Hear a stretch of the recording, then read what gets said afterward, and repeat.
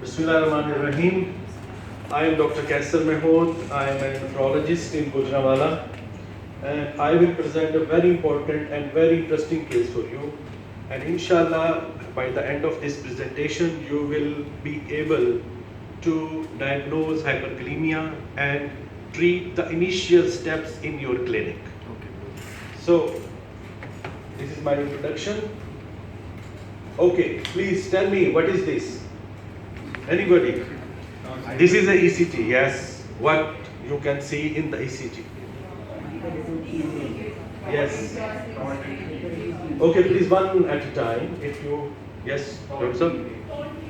Tall T waves, yes. Then what? What else? G, yeah? Broad QRS complex, yes, very right. Broad QRS किस चीज में होते हैं mostly?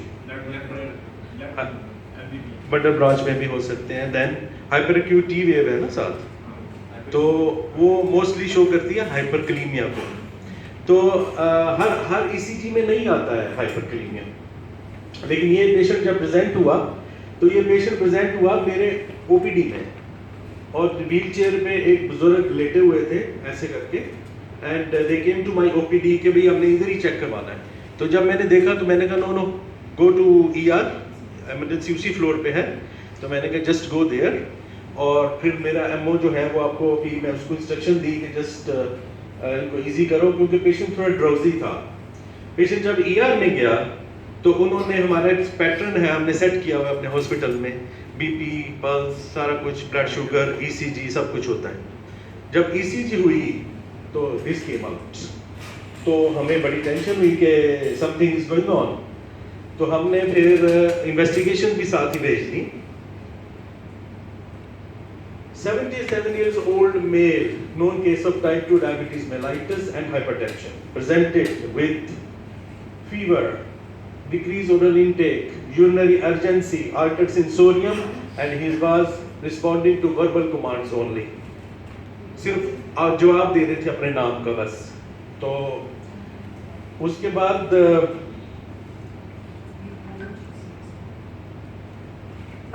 so what are the causes of hyperkalemia, by the way? Anybody knows? Yes, CKD, one of them. Then how can antihypertensive medicine. sorry? Antihypertensive. Yes, antihypertensive, ACE inhibitors, ARBs, beta blockers sometimes. Yes, very right. Then hemolysis, rhabdomyolysis. Yes, very right. obstruction, renal obstruction. Ji, please. Sorry. Yes, pyramide, potassium sparing diuretics. Yes, very right.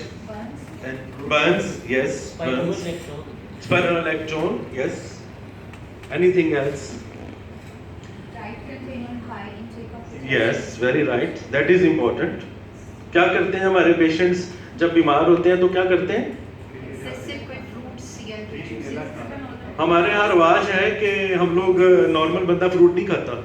हम जब बीमार होते हैं तो फिर हम fruit पे लगा देते हैं पेशेंट को कि यार तू फ्रूट खा, तू तेरी कमजोरी हो गई है, या फिर उसको गोश्त खिलाते हैं.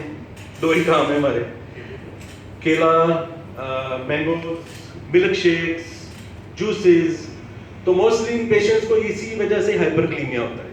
अब हाइपरकलीमिया देखिए इतना ज्यादा क्यों आया, मैं आपको इन्वेस्टिगेशन दिखाऊंगा तो यू विल बी एस्टोनिश्ड. मैं आपको थोड़ा सा पहले जरा ये इन्वेस्टिगेशन दिखा दूं. Now this patient presented 18th of August. His urea was 447, his creatinine was 25, his sodium was 126, and potassium was 7.9. His TLC was 23.7. He was highly septic, urosepsis, renal failure, metabolic acidosis, and blood gases भी आई थी, वो मैं लगाई नहीं है. 7 के करीब था pH.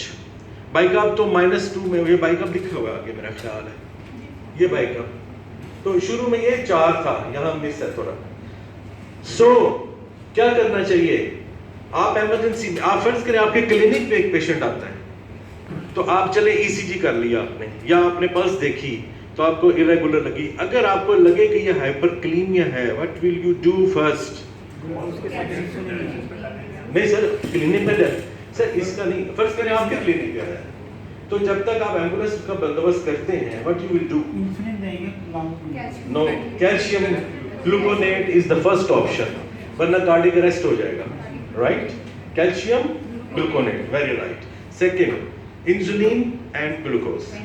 Third you can do K-Exalate anemia. You can do at your clinic K-Exalate anemia. आप वहीं कर दें ताकि पोटेशियम जो लोड है वो कम हो जाए, ठीक? अच्छा, अब आप लैसिक्स भी दे सकते हैं अगर थोड़ा पेशेंट ओवरलोडेड हो and if patient responds to Lasix, hyperkalaemia वहीं सेट हो जाएगा. आप जैसे थोड़ा पेरिफेरी में बैठे हैं, करीब बड़ा हॉस्पिटल नहीं है, तो गिव लैसिक्स, अच्छी डोज दें 80 मिलीग्राम, उससे डरे नहीं, क्योंकि हमारे दोस्त बड़ी छलांग मारेंगे तो 20 दे देंगे या 40 दे देंगे. हम लोग 100 200 वाले लोग हैं नेफ्रोलॉजिस्ट जो हैं. जी But doctor. I have a question. The patient with sepsis, they mostly come with hypotension, and do you think at that blood pressure? जी जी जी, पहले ब्लड प्रेशर चेक करना है ना. नहीं नहीं नहीं, ब्लड प्रेशर देखना है ना. ब्लड प्रेशर अगर 100 से नीचे है या 100 से 100 तक है तो आप लैसिक्स ना दें, आप बाकी काम कर लें. अगर ब्लड प्रेशर ज्यादा है और पेशेंट ओवरलोडेड है देन गिव लैसिक्स. तो उससे अगर उसको यूरिन आ गया तो पोटेशियम क्लियर हो जाएगा. ओके. अब इस पेशेंट में ना उसको यूरिन आ रहा है, मेरा